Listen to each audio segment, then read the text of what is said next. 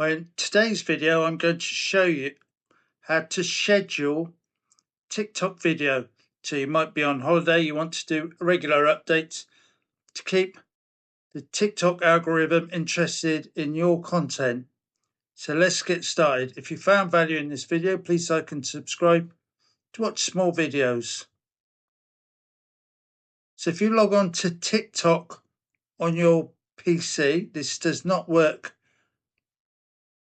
on the application on your phone. So select a video. Here I'm going to my project folder, selecting the video. So you can see the video loaded up on the right hand side and the loading process going on there. Just type in your description, put your hashtags in. And if you scroll down, you can see the schedule button there.